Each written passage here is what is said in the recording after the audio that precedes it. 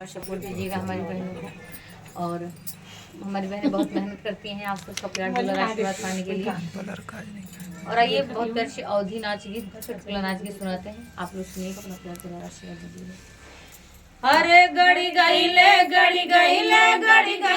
हो अंगूरी बीच कटवा, गड़ी गईले हो अंगूरी बीच कटवा, गड़ी गईले हो। अरे गड़ी गईले हो अंगूरी बीच कटवा, गड़ी गईले हो अंगूरी बीच कटवा, गड़ी गईले हो। अंगूरी बेदन हम बागों में गईले, अंगूरी बेदन हम बागों में गईले। अरे लड़ी गईले हो मलिया से नजरिया, लड़ी गईले हो मलिया से नजरिया, लड़ी गईले हो अंगूरी बीच कटवा, गड़ी गईले हो। अरे गड़ी गईले हो अंगूरी बीच कटवा, गड़ी गईले हो। अंगूरी बेदन हम सड़कों पे गईले, अंगूरी बेदन हम सड़कों पे गईले। लड़ी गईले हो ड्राइवर से नजरिया, लड़ी गईले हो ड्राइवर से नजरिया, लड़ी गईले हो अंगूरी बीच कटवा, गड़ी गईले हो। अरे गड़ी गईले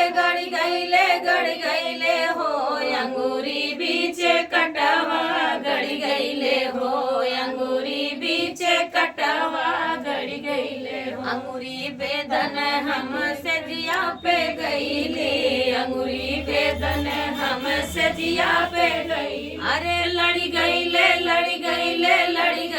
हो देवरा से नजरिया, लड़ी गईले हो देवरा से नजरिया, लड़ी गईले हो अंगूरी बीच कटवा, गड़ी गईले हो अंगूरी बीच कटवा, गड़ी गईले हो।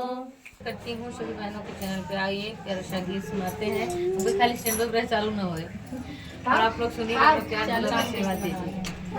और ये गीत तो सुनाते हैं बहुत अवधि चुटकुला नाच गीत।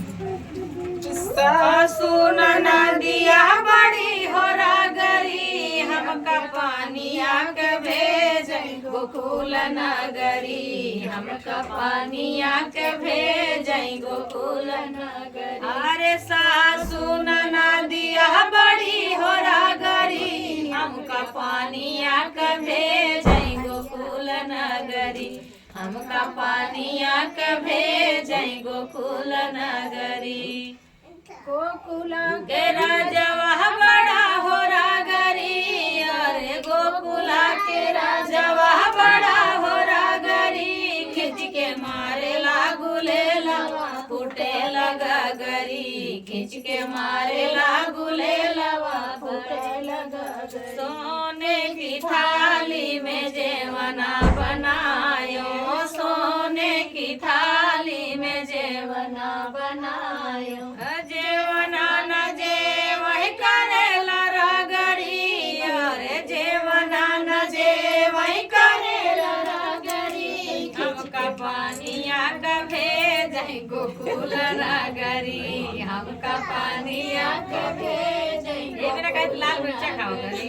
सासू नदिया बड़ी हो रागरी, अरे सासू नदिया बड़ी हो रागरी, हमका पानिया के भेज गोकुल नगरी, हमका पानिया के भेज गोकुल नगरी।